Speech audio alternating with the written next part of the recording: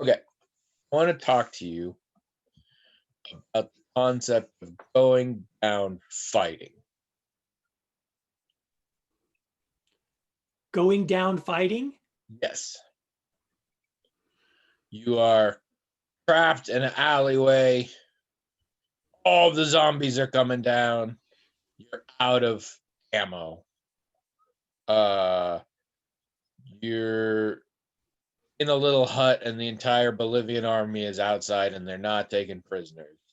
You broke your leg and all the bikers are gonna come kill you or whatever.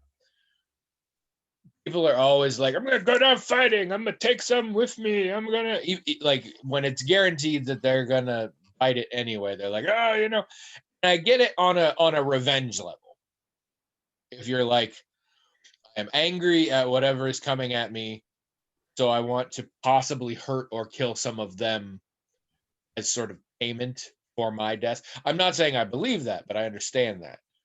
There seems to be this general idea that it's better to go out, fighting in general, fighting a good fight. And I'm very much the other side. I'm like, if you know you're gonna lose, like, have a little fucking dignity and just relax, Don't get me wrong. If there's a Hail Mary possibility of success, I'm there. But in these situations where it's like no chance, I'm like, no, why would I keep fighting? You think the fighting is undignified? Yeah, a little bit. I think it's a little because it's pointless. I mostly just think it's not how I want to spend my last few moments. I'd be like, no, I'll be calm, reflect, that kind of thing. I don't know. What do you? How's your take on it? This is why I ask. Well, I mean, in a general sense, I feel like it's really just a matter of personal preference. I mean, I can Yes, I'm understand. asking you your personal preference. I can understand a person feeling like that they would rather their last moments be fighting than not. For me, Klingons, maybe. I mean, I know that this is going to sound dumb, probably, but it probably depends on the circumstance. Actually, I mean, I walked into this asking you a hypothetical question in which you needed to make a decision. So, I mean, it's on me. I understand. For example, zombies. Let's do the zombie one. Zombies. You're in an alleyway. It's dead end. You're out of ammo. There's just a ton of them. You've already seen they just eat everybody. Like that's their deal. Yeah, this is a situation where, I would probably be very careful not to run out of ammo, so I had one saved for me. Well, you know what? Adrenaline was pumping and you missed count. Jesus Christ. Come on. There's got to be a way where I could take care of myself, take myself out, not wait for them to do so. All right, never mind then. That's probably what I would do in that situation. Let's say for weird hypotheticals that wasn't available, like the question I originally asked you. Just for funds. God. You ever played those icebreaker party games? I'm guessing no, because if you ever were at a party where that happened, you would be kicked out the door so fast. I pretty much don't get invited to parties unless people know me, in which case... Then they should be prepared. Exactly, and I'm not really invited to play those games. I mean, yeah. I'm just being honest. I don't mean to be a pet, or I don't know what it. I don't mean to annoy people. I'm really giving. If I'm being honest, as soon as there's a zombie apocalypse and I get my hand on a gun, I'm killing myself. So right, this situation never comes up for me either. That's not the point. Hypothetically, I know as hard as it is to understand, in this zombie apocalypse, the logistics of this very rational situation have made it such that you are stuck somewhere with no way to murder yourself? I don't know. I don't know what I would do.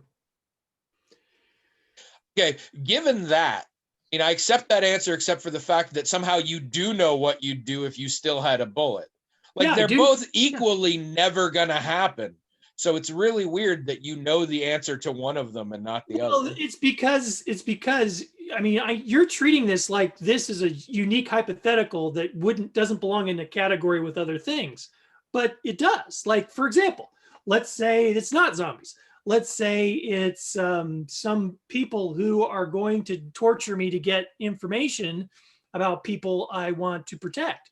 I would find some way to kill myself in that situation also, because I would not trust myself to not crack and give away information about people who they would then go after. I don't want to be a source of information, so I would find a way to take my own life.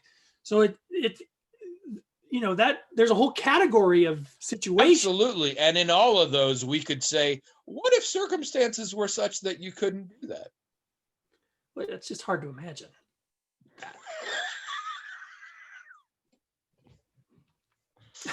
You have an incredibly discrete imagination. The shit you can imagine and can't follows a pattern I have no concept So of. when people answer these kinds of questions, do they not imagine themselves in the situation to come up with their answer? They do, in fact. Okay, well. And when I say, and also you have no way of killing yourself, they imagine themselves in a situation where they can't do that. And I have a hard time imagining that. But you don't have a hard time imagining yourself in the situation other than that. You don't have a hard time imagining the zombies or the people who want to torture you, which again, all things that are never going to happen to you. You have no problem imagining that. But the idea that then you don't have the means to kill yourself, that's the limit of your ability to imagine. You're I can picture all of this shit until I am unable to commit suicide. That's just beyond my comprehension. Yeah, I can't. It's hard for me to imagine that situation. It's so weird. What? Why? Because it's such a weird, arbitrary point for your imagination to suddenly fail. Arbitrary? Yeah. I don't see how it's arbitrary. I mean, how is it not arbitrary? I mean, it's just committing one suicide, factor out of this hypothetical. Because committing suicide is really easy. I mean, it would be, I mean, it's really hard for, like, if someone is suicidal and they are committed in an institution, they've got to go to great lengths to figure, to put the person in a situation, if they're very committed to killing themselves, a situation where that's impossible to happen. It's really hard. And unless I'm in that kind of place, there'd have to be ways I could slit my wrists, or that I could, drink some bleach, or, there'd have to be a way. That's hard, I guess I'm not, I'm like, you ran down an alleyway. You didn't know it was a dead end. You miscounted your bullets. You've got about 2 minutes. So are you like sawing at your arm with the lid of a trash can? I mean, I don't know. So slitting your wrist would not be fast enough with the zombies coming. It just seems really weird. Like, I can imagine if I could fly. I sure as hell can imagine if I was in a situation where I was not able to commit suicide.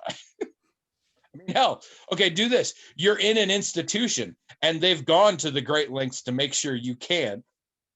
And then zombies show up. Well, in that case, I'm probably strapped down or whatever, and I don't have a choice but to just find a way to sort of, be at peace with it, and meditate for a little while before the worst happens. I wouldn't really have an option in that case to fight back. This is a learning experience for me. What do you mean? To my knowledge, I've never met anyone who has, in my years of knowing you, a vivid and creative imagination, and yet has these really hard limits where suddenly, I can't picture that. I can't imagine that situation. What? It's just so weird to me. I mean, it's not a thing that's going to hurt you in life, so that's fine. I mean, imagine if I had imagine if I had some time and could really think about it, I could maybe, but just you asking me off the top of my head, that's a difficult thing to imagine. Is that I promise you, if you come up with a situation right now, the weirdest, hardest to imagine thing, and ask me what I do, I can answer you 5 seconds. This may be this thing again. You do understand there's nothing writing on your answer. Yeah. Do you understand that? Yeah, but then why is it impossible for you to answer? Why does it matter how hard it is for me to answer? Because again, I've never encountered another human being who has this difficulty. Okay. I find it interesting. I mean, don't get me wrong. We'll finish this without you answering, and I'm fine. I've literally, I'll put it this way. My imagination can't picture somebody whose imagination can't handle this. I'm seeing him. It seems to bother you a little bit, though. I think it does, because I'm all about imagination. And what you're expressing not only scares me a little bit, I would hate imagining myself being in that situation. Genuinely, like, makes me uncomfortable. And I think on a weird sort of level, it seems very sacrilegious to me. Like, I don't know. I think part of my brain thinks it's a deliberate thing on your point. I think you are capable of answering the question, but not in a way that suits you. So part of me sort of rejecting is that, but mostly it just freaks me out. The idea that the shit, like, I can't even imagine. Well, like, no, I said it's hard to imagine. Like I said, maybe if I had some time, I could figure it out. But it's not really like you're imagining it. You're not filling in all the details of the situation. You're just deciding that those details don't matter. So you're not really imagining something that I'm not imagining. I just, before I answer, would like to be able to imagine something that you can just skip over imagining. Okay. So would you be willing to do the thing you think I'm doing? Well, now that's a good question. When I asked the question, I guess that's what I was asking, is for you to do whatever it is you think I'm doing. I guess that ultimately that is what I was asking. And I'll be honest, probably what most people ask when they ask these kind of hypothetical questions. Sure, but yes, but the thing is, I'm not really in the habit of skipping it over. I mean, I think I know people do that. But that's the point of them asking. Sure. That they're definitely not looking for the answer where you say, no, I couldn't decide. I'd have to think along. I get it. I get it. But to me, see, this is the thing. It bothers me because I think it bothers you. Because I think what we're establishing here is that you can do it, but for some reason you very much don't want to. And when this is a situation where I'm just making conversation, it seems weird that you're like, rather than have this go smoothly and we can move on, I'm going to choose not to. But I honestly don't know what to say. I'm not making it up. I'm not just being difficult. So you couldn't do what I have done in this situation. Or at least you don't know how at this point. It's not my habit to do it. I don't even remember, like, in my life doing that. It's just my habit is when a person asks me a question of that kind is for my brain to go a certain way. I understand what other people are doing, but I don't even. And other people are really requesting of you when they ask. But you've decided to keep with the habit that sort of leaves them unsatisfied. That's not my goal. No, I'm that's what I'm trying to figure out then. Look, I apologize. This comes off attacky, but at this point I'm just curious because I genuinely don't know what your thought process is, and it's very different of mine. So. Right. And I don't know what and most other people, I will grant, I don't know what their thought process is. I mean, I just characterize it as skipping over the details to reach a I think conclusion.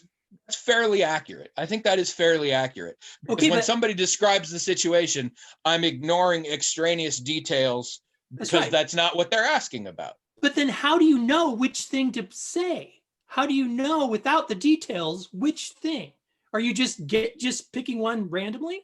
How do you Well, know?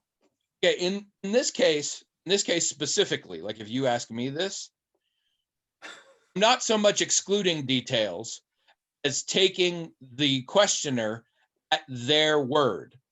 The questioner told me I'm definitely going to die. I have no chance of getting out of that. Okay, So that's all the details that matter. right. You're right, and I understand that. So I'm using those and saying, and don't get me wrong, there's a 50% chance that were I in such a situation, I'm totally wrong about what I would do. Because how can you know? You know, really? How could you Right. possibly know? Oh, I'm about to die and just like decide already. I So, know. I mean, definitely do not hold me to this when the zombies arrive. Yeah. But I mean, obviously, the problem is, and it's not an issue of not taking the person at their word either, because it's like, I mean, No. And I believe you hear and understand everything. And like I said, I think you're on the right track. So if you don't do that by habit, but believe you could do that and understand that every time people have asked you these kind of things, that's what they're looking for. The question becomes, why do you then not? because Is this I because need to my have a reason to do something and not a reason not to do something kind of thing? well, I mean, that's sure, but that's part of it being a habit, right? Mm-hmm. So I don't have to, I can understand that this is an exempt situation and whatever. Mm-hmm. The problem is it feels false, right? It feels like I'm not. I mean, to me, it would feel like I'm just giving whatever answer comes to me randomly, or maybe I'm picking it because I think it'll be humorous or whatever. And those aren't good enough reasons for me. It feels like I need to. As the questioner, I'm happy to say those are absolutely good enough reasons for you. I know that, but they're not good enough for me. I feel So it becomes a personal ethical thing. It's kind like of. you know that I'm even being aware that you just randomly picked it, I would be satisfied with that. Yes, I know that. And Yes. yet you still wouldn't because it feels essentially unethical to you or dishonest to you. It feels dishonest. Yeah. It feels inauthentic, and you know, it feels performative, you know, Yeah, it feels fake. 100%. I think performative is a very key word in this kind of situation.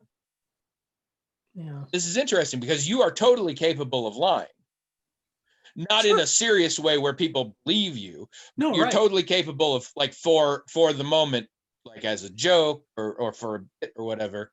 Yeah. To me, essentially, that's what this kind of question is. It's a party game. Because Yeah. again, it doesn't matter. And because it doesn't matter, honesty doesn't matter in this. No, all right. That's right. And what makes me willing to do a bit sometimes, which obviously I'm willing to do sometimes, Yeah. and not others. I don't know. No, I and don't. I accept that answer, but I think it is I think this is interesting. I think this is something that is deserving of reflection on your part. Well, I think in this Because I think case, the answer could be interesting to you. I think a lot of times, I don't know, but I'm going to hazard a guess that a lot of times when these questions are asked, it depends on how seriously I'm taking the question. Personally. I'm No, sure. no. But what I mean is, when you ask this question about going down fighting, whether or not I take it in a lighthearted way and respond with a bit or with being whatever, Flippant, yeah. yeah, it depends on. It's like, okay, it's like there's two parts of me all the time hearing these things and weighing them. And one just wants to make a joke out of everything, believe it or not. And the other wants to think about things like seriously. So I think sometimes, like with this question, the serious part of me thought, that's actually a really good question. What would you do in a situation like that? And it's just took the whole thing very seriously and analytically. And I see. the part that would normally make a joke out of it just got overruled. Okay. So it's not an important question to me. Important's not the right word. But intriguing, serious question. You. Yeah, And therefore, that's right. I know it sounds dumb because we're focusing on the zombies, but as you pointed out, it's an example. Yeah. So to you on a certain level, it is a question of some, I guess, profundity or interest. Yeah. And therefore, you sort of you respect it academically to the degree that you don't want to be. That's right. See, now you're laughing, but I'm not actually making fun of you. No, this is I know. my serious. I know, but this is what I mean. When sometimes I take things seriously and sometimes I don't. It's just a matter of those two sides of me sort of fighting it out, and whoever wins. But sometimes it matters. It can matter to you intellectually. Yeah. Even if you know practically it doesn't matter. That's right. If it matters to you, you want to give it full, honest answer, and you run against issues. Okay. No. I think this makes sense. I understand this now. Now the next. I still don't know that I've run into anybody else like this. The next question. Well, I should rephrase. I probably know people who feel that way, but I think they cave to peer pressure and they just give the glib answer anyway. Okay, see, that's what I was going to say next. The next question is, well, when you're in a social situation or where you're in a podcast, why can't that analytical, intellectual person understand, hey, don't take it so seriously? And sometimes I think that can happen, and then the funny one can win. Yeah. Sometimes the intellectual is just too fascinated by the question and it just overwhelms the system, and that's how I'm answering. Well, and in this case, I don't find it weird because it's that, again, the thing of reason to do something versus a reason not to do it or whatever. Like, you probably guessed that your answer to this would make me go off, but you probably didn't think like it would harm our friendship or anything for you not to answer this, which is accurate. I think I am fine with the idea that you are honest to your own feelings in this and didn't just cave to peer pressure. As much as I love watching you cave to peer pressure, like I get that this is not a circumstance. You're not at a cocktail party nervous about what people are going to think of you. It's me. Ultimately, as you always say off camera, when it comes down to it, fuck Tony and whatever he thinks. You always have said that, and I respect that. I feel like that's a good. Oh yeah, that sounds just like me. And I really wish I could make that the title of this episode. I think though, as a rule, I'm kind of with you though. I mean, I think the only reason I would go down fighting is if I thought it served some purpose, like it was going to help someone else get away, or it was going to make some kind of point or be some kind of gesture. Outside of that, I would probably be very much like you and want my last moments to be as serene as possible. The reason it came up is there's a song I was listening to recently that's all about, if it's the end of the world, I'm going down fighting. And I'm like, people do that. That's why zombies stick out. Every zombie movie, at some point, one of the side characters is injured and is given like a bomb or the last shotgun or whatever, and they just have to sit there and they'll cover everyone else before they leave. And like, I get that. At a certain point, if you're just doing it for the sake of doing it, I'm like, I don't feel like that's how I would want to die. I feel like I would want to pause and be reflective. I think I agree with that mostly. I think I agree with that mostly. It would have to serve some purpose for me to, because it wouldn't serve me. I wouldn't feel better about myself that I was fighting on the way down. I think that's kind of my thing. This probably goes into the whole thing how you and I don't really buy into honor and shit too. So this is probably because there's probably honor in going down as a fighter or whatever. I will tell you though, the fact that we went through all of this, and then you legit did answer my question just now. Now I'm mad at you, and it's going to harm our friendship. You drugged me through all the rest of that shit just to do it. I worked through it. I told you if I I talked about it or thought genuinely about think you did it just to drive me crazy. No. You're like, psych, Look. all that was bullshit. I would No. totally not do it. No. Look, if I knew that would work, I would do it. But I'm not that smart. So Fun times. Hello, everyone. Welcome to the Magical Tie Gap podcast.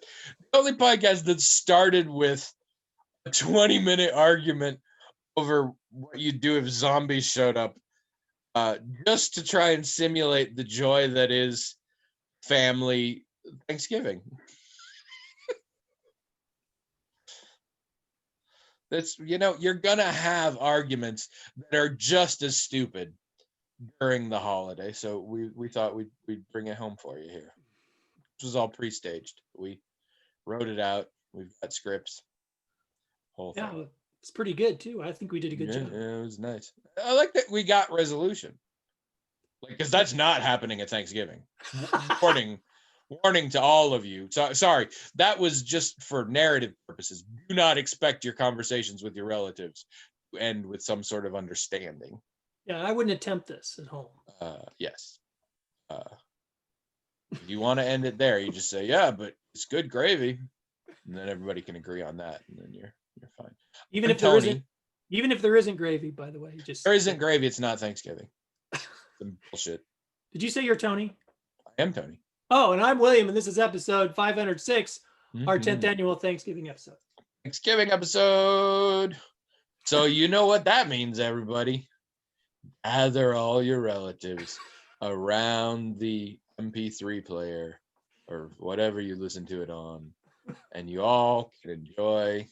Like, they've already stopped listening because they're all fighting over how they would handle the zombie Bolivian army situation. No, they're not fighting because they don't have the hangups that I have about hypothetical questions.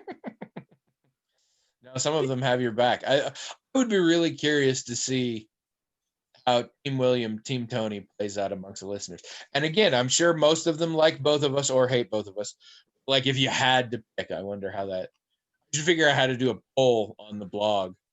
See what happens. I don't know. I mean, I've pretty much in my producer just said that's Sophie's choice.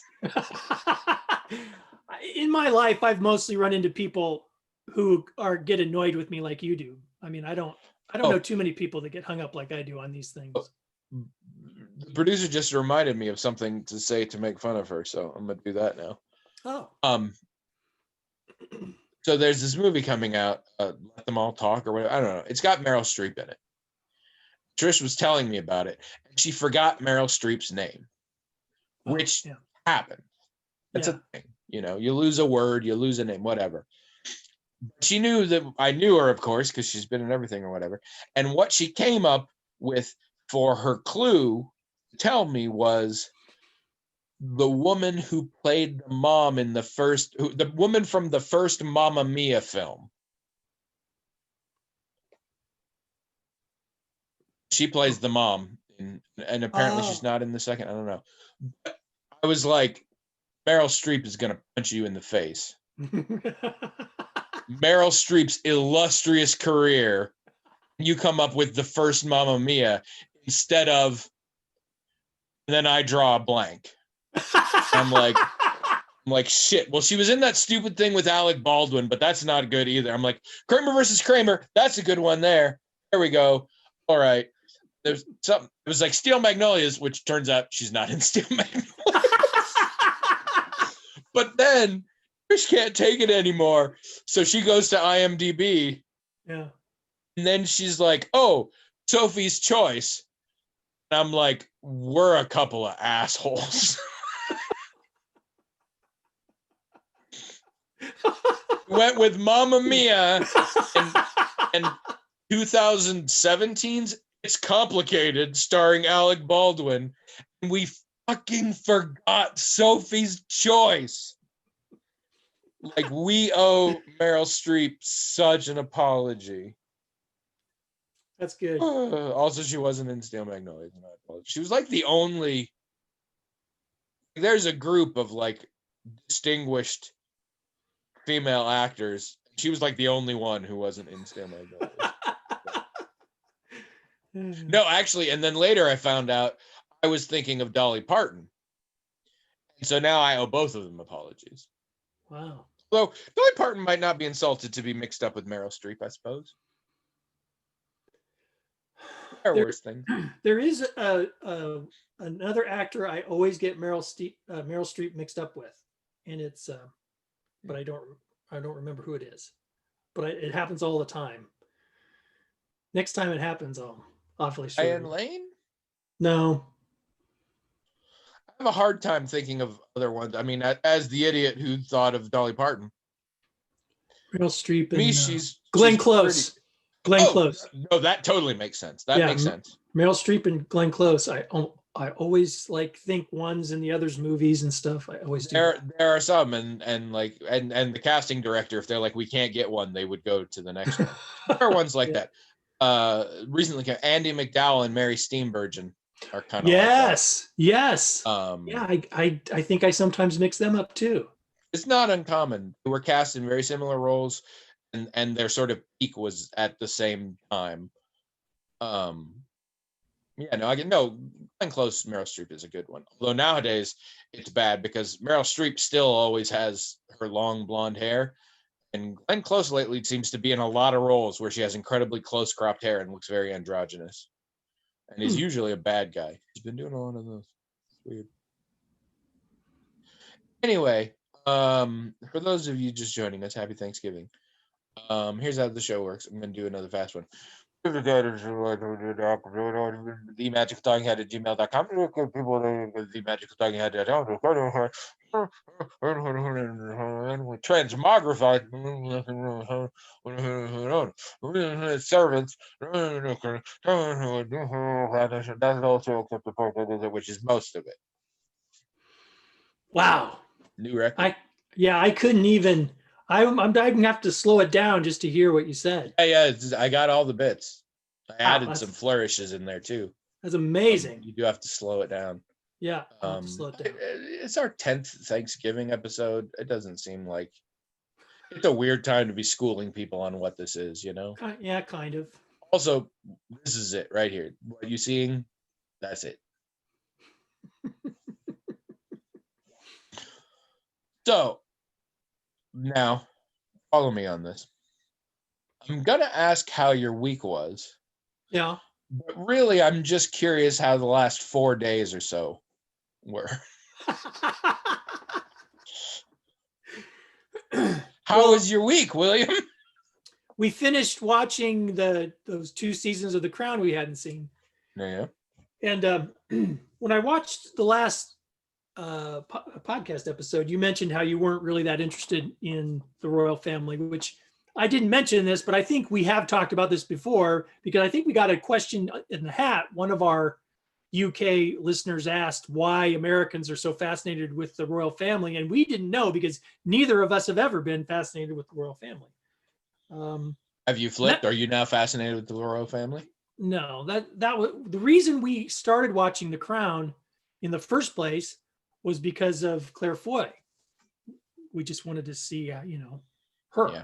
We wanted to see how she was. What did you know her from before this? Because I had never heard of her until this. It's funny you should ask that because I couldn't remember.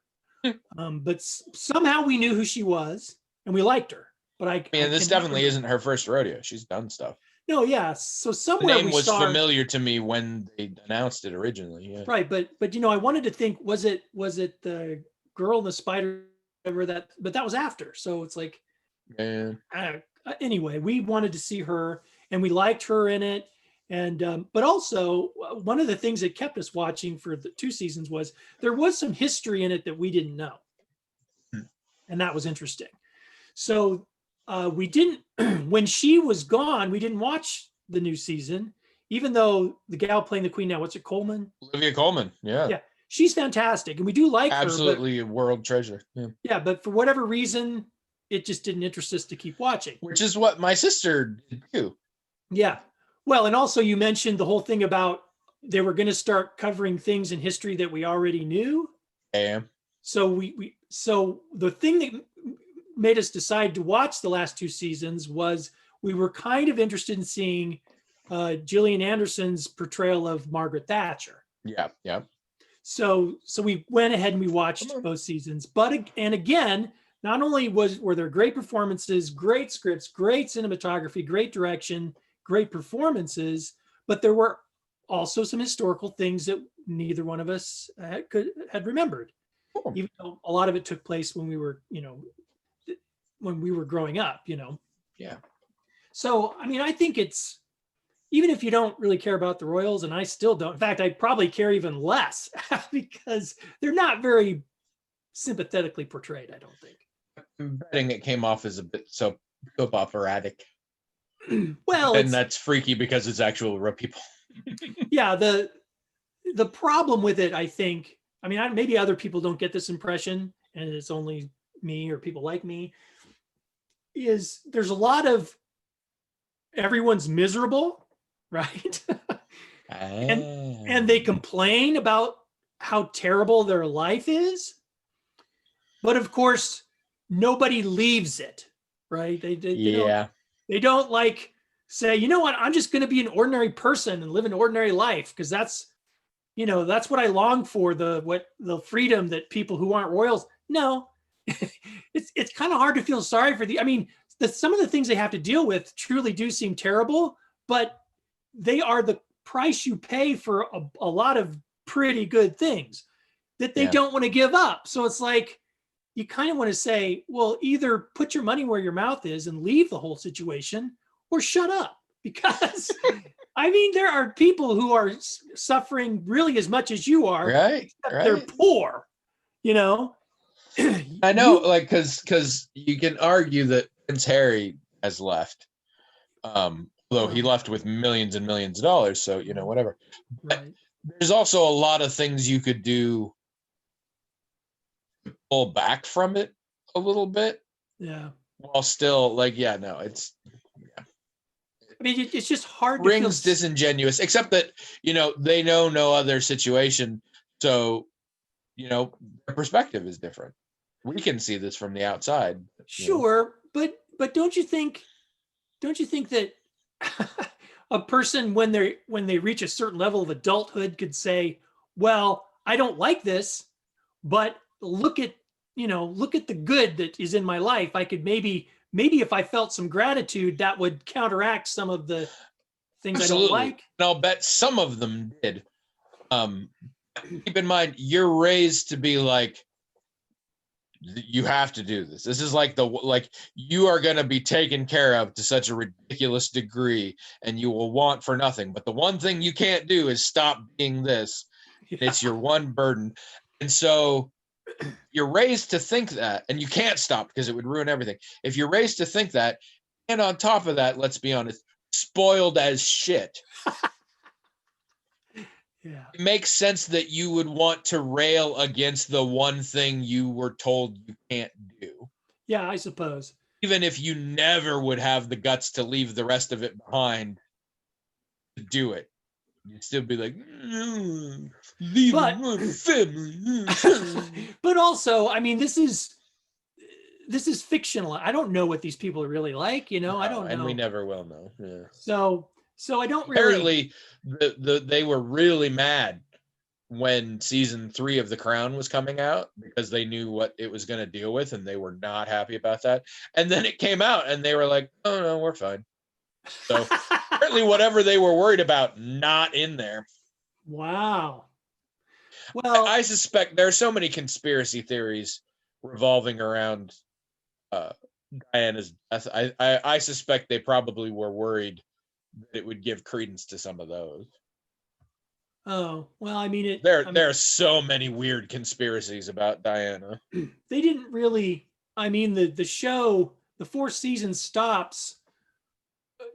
They're not divorced or anything yet or anything like that. So it's like, really? Yeah. Oh, maybe that's why they weren't worried. Maybe they didn't realize it wasn't going to go far enough yet. Yeah. Maybe season 5's the one they'll hate. Maybe. But I think it's worth watching just for the craft of it. It's just so well crafted. And if you don't take it too seriously as history, which I don't, and I don't really care about the Royals anyway, it's just the acting is so good and the scripts are so good. And I can't tell you how many times there was a shot, and the way it was put together, I'm just like, wow, that's just really good direction. I don't know. I think it's I'm good TV. I confident think it's worth watching. if I watched it, I would enjoy it. I think you would. I mean, there's so much TV that falls under that category. It's more than I'll ever get to. Oh, So I have to start ranking them based on any active interest I have, and I just don't. Trish said she really wanted to watch it, wanted me to watch it with her. I would totally watch it. Who's really good in it is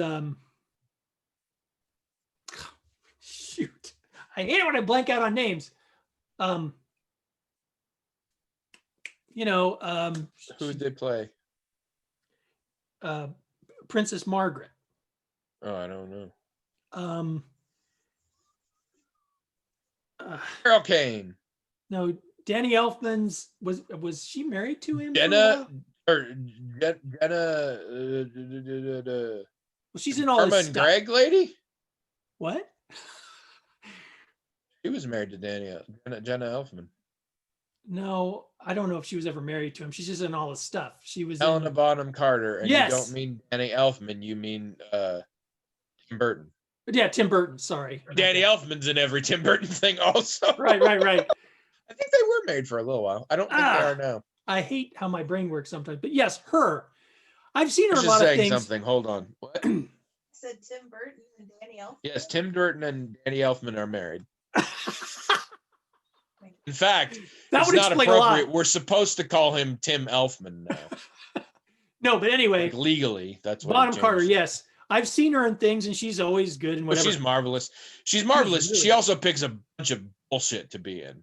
She's Anthony Hopkins. She's an incredible actor, and almost everything she's in, I hate. Not because she's bad at acting. She's just really bad at picking stuff. She was really good in this. And the funny thing is, the actor who played her in the first two seasons was also kind of stole the show. I forget her name. Rip Torn. No. She was, yeah, that's who it was. Just transformed. Like, kudos to the costuming and makeup, because just completely transformed. Anyway, Princess Margaret. I do not know why my brain can't function about talking about all this stuff. But anyway, you're still thinking about those zombies in the probably alleyway. on some level, I'm still working that through.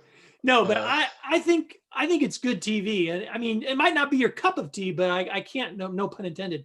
But I think that most people who can appreciate. How did you not see before that train wreck happened? Come on.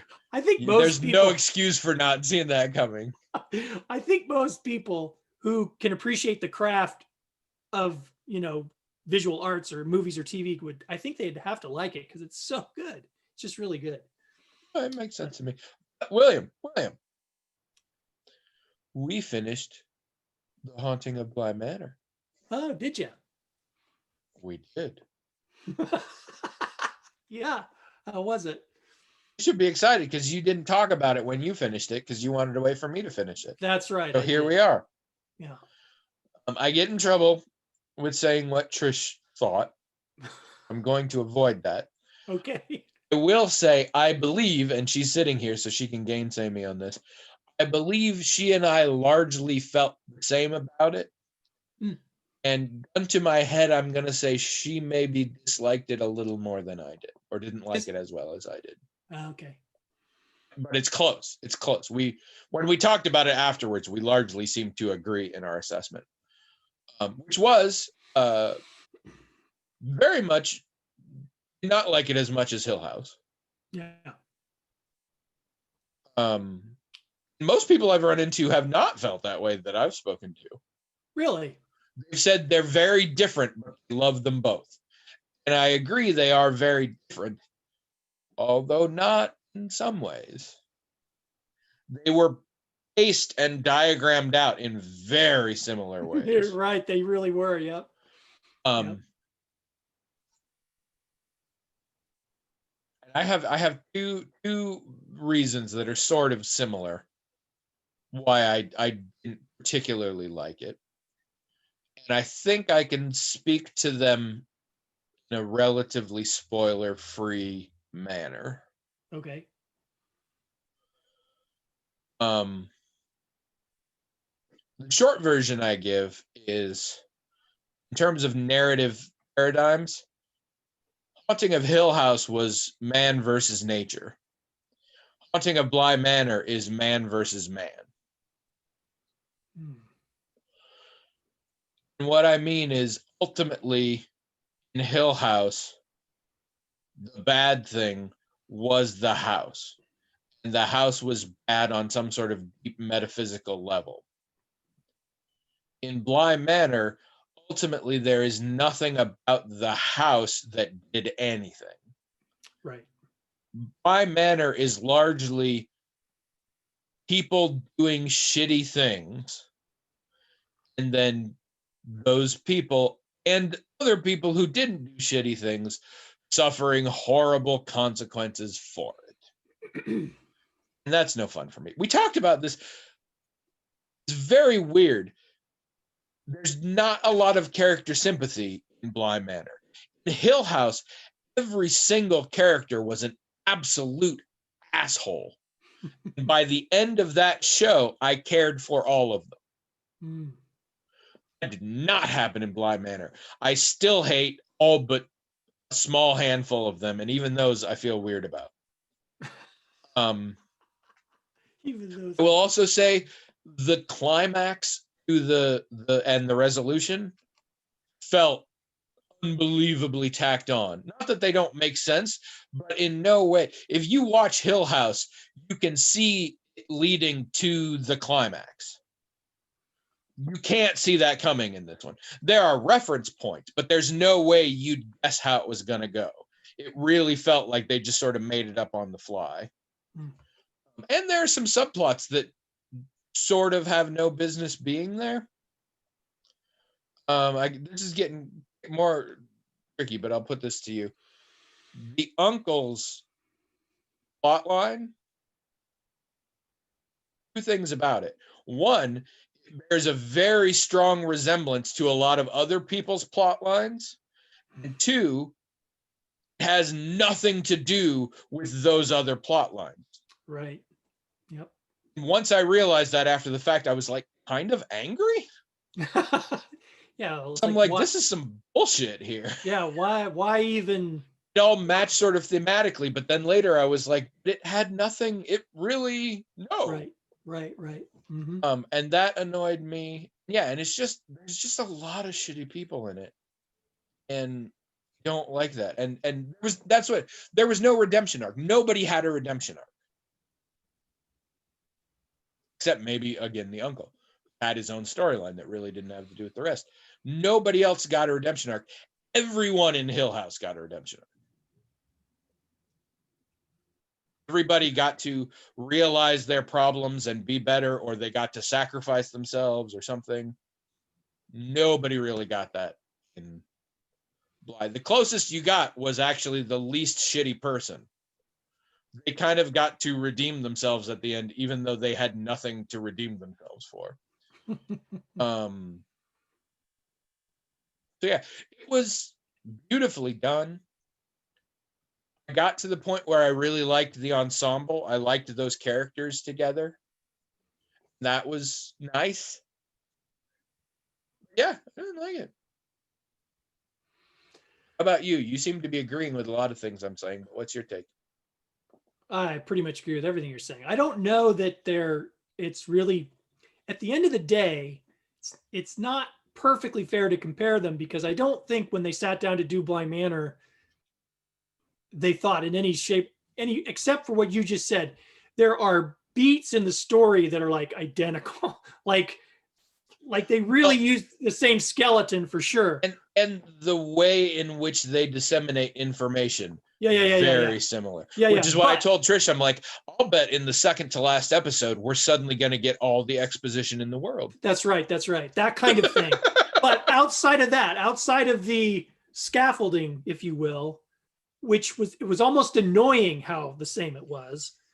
Everything else was from scratch, ground up. I mean, they they were truer to the source material. Like you just pointed out, they didn't really worry about making the house a character in the story. You know, they didn't really try to make it like Hill House in any other way except that scaffolding. And so to compare them and to expect that you're going to have the same experience, that's just not really reasonable. Although I prefer the experience that Hill House made versus the experience, even if I'd gotten into Bly Manor the way they wanted me to, I wouldn't have had the experience that I wanted. Yeah. You know, I wanted something more like Hill House. And I don't know that I'll go so far as to saying don't watch Bly Manor. It's good in itself. It also suffers from a little bit of Weeping Angel syndrome. Again, Hill House's explanation was very simple and very opaque. We didn't get a lot of details. We got a lot of details in how shit worked in Bly Manor, which means I notice a lot of inconsistencies in how shit's supposed to work. Yeah, that's right. Not the least of which is how long it takes to kill somebody by dragging them around by the neck. But that I give a little bit of narrative license to. Really, it's just such a fascinating range of time how long that takes for someone to die. I think it's one thing I like about haunted house stories in general is that you don't need more explanation than that the house is haunted, right? Yeah. Weird stuff happens, irrational, illogical, nothing follows any rules. How can that be? The house is haunted. That is the explanation. That's all the explanation you need. Yeah. And I like that about haunted house stories. As soon as you get away from, I mean, it's called The Haunting of Bly Manor, but as you pointed out, the house doesn't have really anything to do with it. And so then you start to happen. Yeah, but then the haunting itself becomes a thing that has to have rules and they have to be explained. Suffice it to say, if the same things that happened at Bly Manor happened, at Joe's Crab Shack, Joe's Crab Shack would have been haunted in the way Bly Manor was haunted. So there's nothing special about Bly Manor. Right. Also, don't go to Joe's Crab Shack. I hear it's haunted. Incidentally, when you were talking about the uncle's plot line kind of being oddly sort of orphaned or whatever. The same, but completely unrelated. Yeah. That's a thing that you typically find in American Horror Story. They'll do that kind of stuff, but it fits with them. I mean, because you expect it. You expect there's going to be little things here and there. Like I didn't mention this. I forgot to mention this, but we finally saw American Horror Story 1984. Oh yeah. And it was not as bad as we thought it was. It was not good, but it was not as bad as not as good as the original with John Gielgud. What?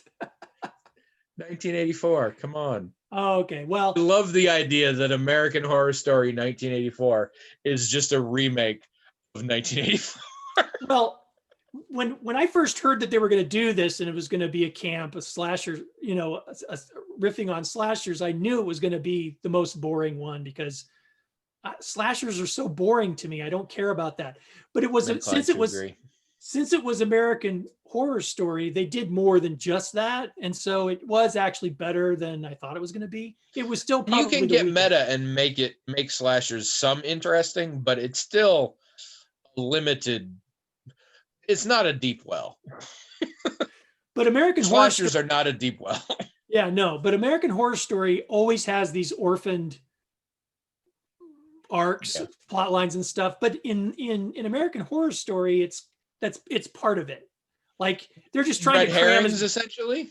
No, it's just they're just trying to put as much stuff into it, right? I mean, again, I would be fine with it if the show wasn't so clearly trying to tell me this is the same shit that's going on with everyone else. Right. That's right. Like so hard. I was like, we're gonna find out some shit. I'm like, oh no, we didn't find out some shit. And in fact, to that degree, it makes the whole character not make good sense to me. Yeah, right. Exactly. Given what I now know, I'm like, all of his behavior is weird. Yeah, I agree.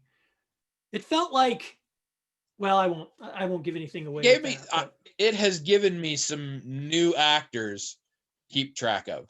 There's some people in this I really like. The actor who played Hannah, the actor who played Owen, um, the the girl who played Flora. Man, I hope she yeah, sticks with acting. I cannot yeah, wait to see more of her career. yeah, really good. There, they had great performances, and I look forward to seeing them in other things. But yeah, it's disappointing.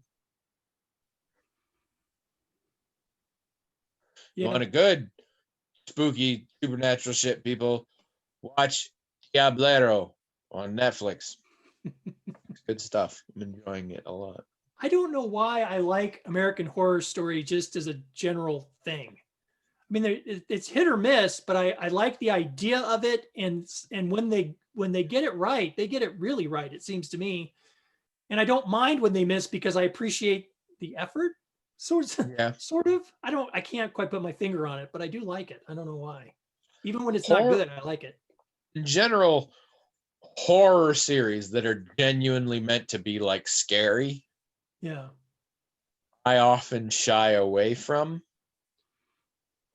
because, first of all, I don't feel like I can sustain feeling. Mm, Like that's a scary movie is 1 to 2 hours of me being tense and scared and things happen and stuff like that. And when it's a TV show, like, oh, each week I got to remember how I got to get back that pseudo adrenaline vibe. right, right, right. And also because horror movie plots tend to be fairly straightforward, easy things.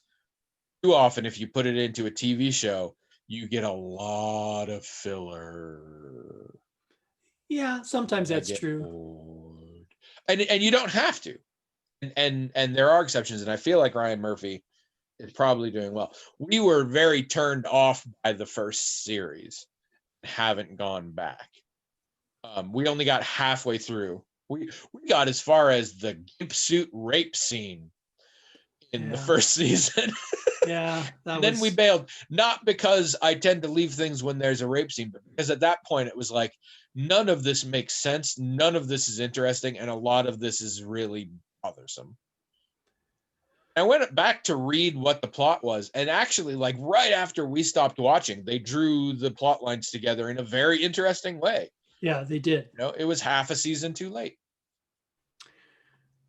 I mean, I don't think they've ever had a season that's as good as the Murder House, but some of them are pretty good. I mean, I think the reason I like them is because I think even when they miss, I really I feel like they get it. I mean, they I feel like they understand that horror isn't just about titillating people or gore or whatever. In the 1984 season with the slasher thing notwithstanding, there are some existential things going on that make things dreadful or horrible, and they get at that, I think, most of the time, and I really appreciate that. It's not just a lurid thing, I don't it's something want to cerebral about it. I don't want to give Ryan Murphy credit for understanding everything in the world Well, I because don't it know. seems unlikely. Ryan Murphy very clearly is good at picking people who he knows have good vision Yeah, I don't know who's because responsible for his making it good. his stuff, the shows that he is in charge of, really are good at hitting at whatever it is they're sort of hitting at. Even Glee, I think, got its vibe down. I was not remotely interested in that vibe, but it really did. Pose is an absolute phenomenon. I'm not out to say that Ryan Murphy really understands what like homeless trans people of color were dealing with in the 80s, but he knows how to find people who do and give them enough resources that they can make that real. And I think the horror is a similar thing. He knows how to find people because it's tricky to say anything new in horror. But you kind of need to if you're going to do 9 seasons of a series on horror. Well, but that's just it. There's nothing new in it. Every single season is, oh, here's something you like in horror. Now we're going to do that. Oh.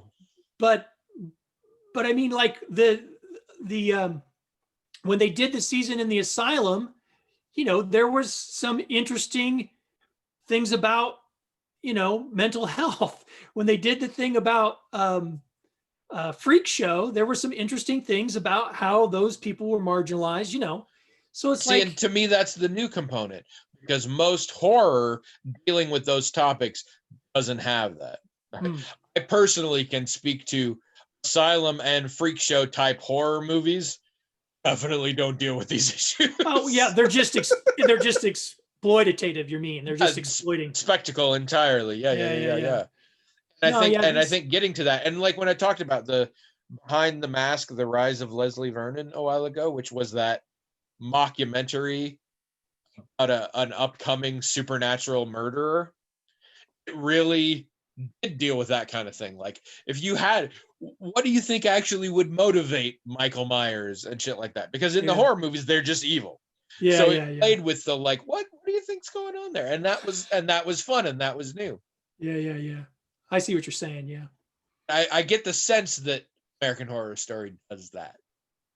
Yeah, mostly. I mean, again, sometimes it misses, but you know, other times it's like, okay, yeah, this is interesting. I like how they're not just trying to come up with things to gross you out or make you feel creepy or whatever. They're trying to tie it to something deeper on a social or cultural or existential level, you know, to give it some substance and depth. It doesn't always work, but I really do appreciate the effort, and it's kind of fun to watch. Interesting and not just a nostalgia cash grab. Yeah. I just really respect what they're trying to do, and then when they achieve it, it's pretty cool to me. But speaking of nostalgia cash grabs, the new season of Animaniacs is on Hulu, just so everybody knows. Go ahead and watch it. See what you think. Hulu. I have all sorts of different feelings about it. I mean, that's what it says on the tin. I mean, you liked what happened in Animaniacs. It's more of that happening. So, you know. I mean, I think we're already way over time, but we should probably draw a question because it's Thanksgiving. Yeah, it's Thanksgiving. And I'm thankful that our listeners write in and give us these questions. This has not been a very Thanksgiving-y episode. All right, I take it back. It's from Azure Talent. I am not thankful. Nope. Well, somebody was reading the We Rate Dogs Twitter feed when they wrote this. Heckin' good boys. And boys is spelled B-O-I-S, in case we were wondering. All right. Now, this could be confusing when read aloud, so I'm going to say it here. EP. He's not talking Tony Parsons. He means toilet paper. Oh. EP. Fold, wad, or both, depending on situation. Oh, I bet you love this question. This is right up your alley. No pun intended. Fuck off. I'm proud of that one. I am proud of that one. That might be new title episode, right up your alley. Great. Hey, at least I'm not saying right up William's alley. Anyway. Yeah, don't say that. You want to field this one? Go ahead. I don't.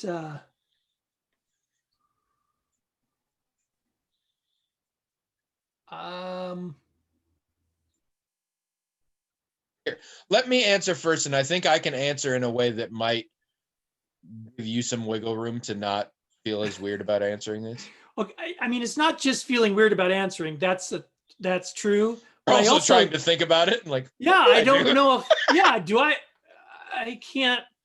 Mine's very straightforward, and it's not just toilet paper. I would say it is all paper products of that nature, napkins, paper towels, and stuff. I'm always wad. I like, this isn't why I do it, which is why I don't actually know if this is true, but I think science is a little bit on my side. There's a thing where, like, if you crumple it up, it makes spaces or whatever, and so it's more absorbent potentially than fold. Just if I fold it, it always feels very thin and flimsy. Whereas if you wad it, the same thing with, like, if I'm cleaning up a mess with a paper towel or whatever. If it's something very straightforward and liquid, I might fold it. In general, no, you wad it up and you do that, and that's that's not the motion, obviously, but that's what I do with my toilet paper. Always been wad. I never thought of that. The only people I've known to fold are women, and women have a whole extra level of stuff they have to deal with in their ablutions. I won't go into detail in, but I mean, I understand that. I've always been one. Always. I've never really thought of that, even in relation, like you said, to like wiping a spill up off of a counter or something. I never even thought of that. But I think, yeah, I don't know. I don't really think about it. So I mean, this is important because the people are watching this on Thanksgiving pretty soon. In a few hours, this is going to be an issue for a lot of them. So my hope is that this question really gets in their heads and they end up like stuck on the toilet because they don't know what they're going to do. Suddenly they've thought about it and they're like, shit, what do I do? All of it feels weird now. Like, yeah, I'm a little afraid the next time I'm using the bathroom, I'll get analysis paralysis. Well, it's like, wait a minute, what am I supposed to do? What am I supposed to do? Whereas I'm weird enough that I already have, like, in the past, like over the years, paid attention. So like I know exactly, like, the muscle memory is there, and even if I think about it, I know what I'm doing. For some reason, I've actually, like, why do I do it this way?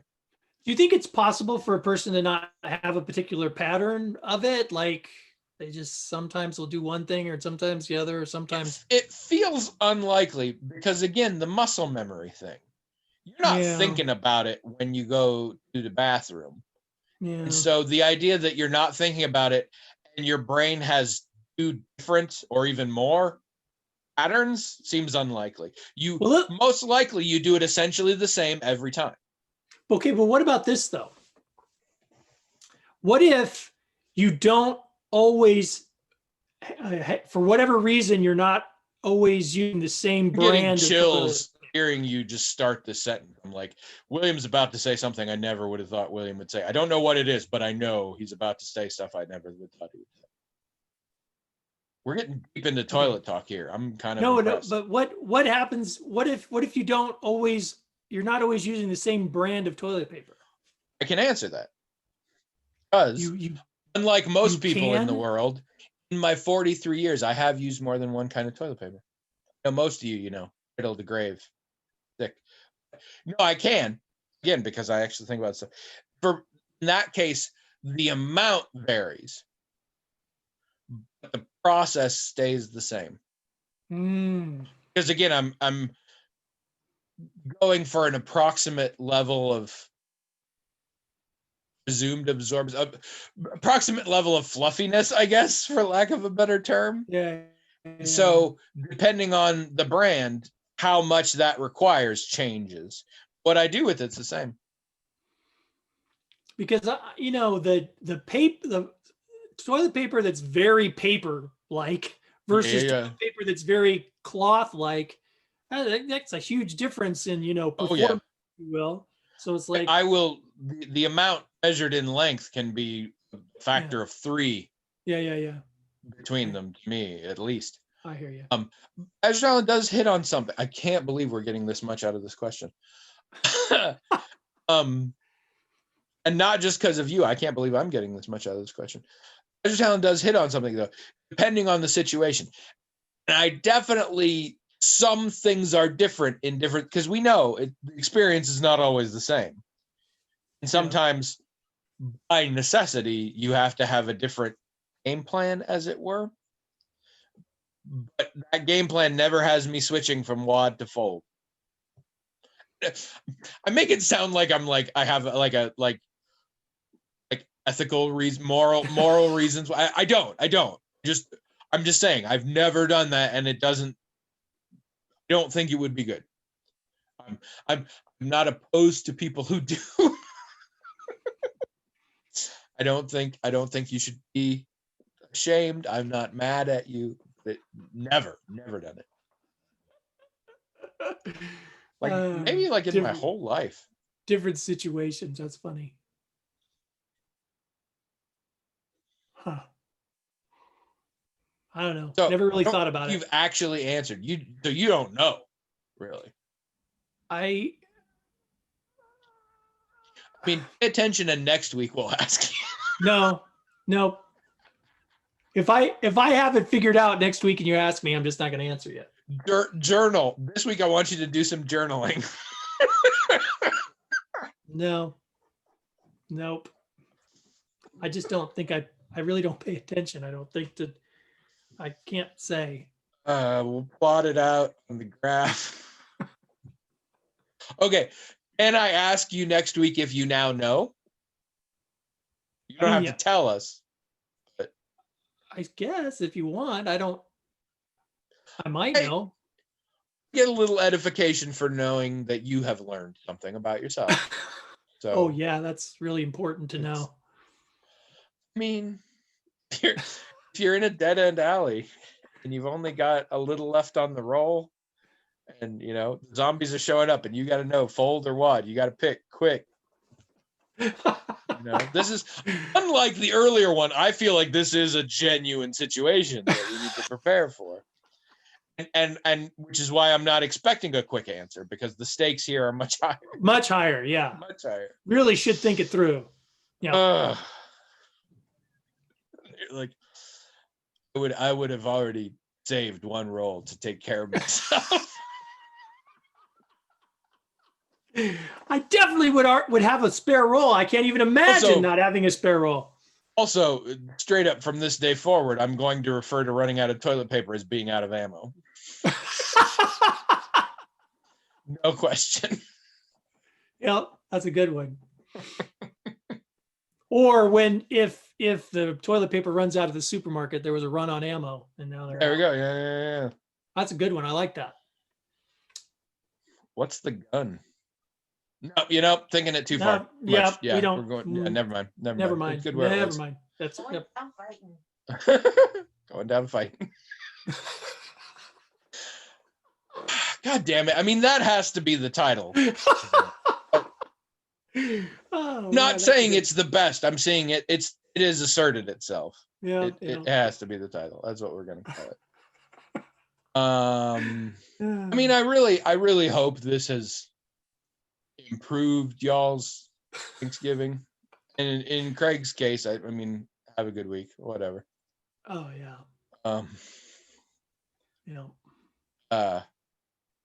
And yeah, I mean, I genuinely, I really want someone on Thanksgiving someday to get their family gathered around and have them listen and watch, in this case, the podcast.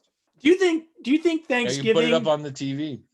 Do you think Thanksgiving is more meaningful to Craig because he's listened to 10 of these after he's listened to 10 of these now? Or is it still just a holiday that the Americans have that he doesn't care about? This is a question.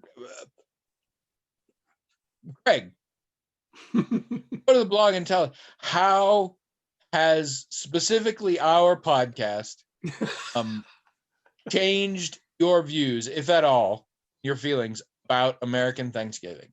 Yeah, I'm interested to know that. I am prepared. In fact, I'm going to say there's like a 40% chance the answer is going to be not at all. Yeah. and we'll accept that, Craig, if that is the answer. No, I want to give a good area of like negligible. Okay. I want to give that. I figure there's a solid 40% chance. Not at all. I don't even know why you would say that. Yeah. And we'll accept that, but I am curious what the real answer is. So yeah, figure that out. And yeah, I'm gonna have a longer stretch here, but I hope everybody had a good Thanksgiving. You're staying home? Yes. We are too. We're gonna connect via Zoom with some family members and probably play some games. We're still having the meal because Fish said, and I think rightfully so, more so than like Christmas and stuff. Thanksgiving is about having a big old meal. Hmm. Like I know we can get all fancy, but that's what it's about. You get together, you eat a shit ton. So she's making a bunch of stuff, and what I love is she's like, here are the things I need to have for it to feel like Thanksgiving. What are the things you need to have? And I only had 3 things. 3 things. Wow. Well, 4, I guess, because gravy, but it was never not gonna involve gravy. She said up front, she's like, "There's gonna be gravy." It was never not going to involve gravy. No. That's I said awesome. stuffing. I really do like stuffing. I was like, it could just be stovetop if you want, but stuffing. Well, she did the shopping. She's making real stuffing. Like Oh. I saw it. She bought the stuff. Then broccoli rice casserole, which is a thing her mother makes. And I said, like, I really like it. I don't need it. And especially if she's not interested, which it turned out she's not. I'm like, that's fine. She went and bought the stuff today anyway. She's gonna make it for me. Oh, that's nice. Very sweet. The third thing, of course, pumpkin pie. Yeah. Love pumpkin pie. And it's the thing. Here's the thing. She doesn't like it. Oh. As far as I know, the cats don't. It's just me. And she was like, "Do you want me to make it?" I'm like, "No, just buy one." And I had been at Hy-Vee last week, and they have like half pies, and I didn't see a pumpkin one. I'm like, they have like half ones in a clamshell container. Just get that. Like, I don't need, Well, she couldn't find one of those, so she got a whole pie, and it's a big whole pie. Like, it's at least a 10-inch diameter pumpkin pie. It is all for me. And I have confirmed that I don't have to wait till Thanksgiving Day. So, I mean, it's going to be a good week. I mean, by this point, it will have been a good week, but Yeah. not for my blood sugar, but for the rest of me, it's going to be a good week. We're going to have a big meal too. So that'll be fun. Yeah. And yeah, we're arranging playing some games online and stuff like that. Good. Yeah, I'm pretty pleased. The person that I didn't even ask if they were going to see anyone for Thanksgiving, because I knew they weren't, because they are comfortably the person who has been most concerned about coronavirus. Like, they were isolating when we were all still making fun of them. Very serious. And so instead I said, "How did your family take it when you said you weren't coming for Thanksgiving?" Well, joke's on me. Turns out the family's coming to them. Oh.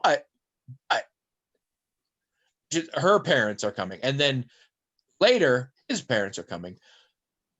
But they are required to observe a strict 14-day isolation before they come. Oh.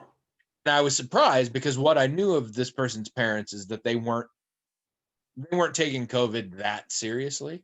So I was surprised they'd be willing to do this.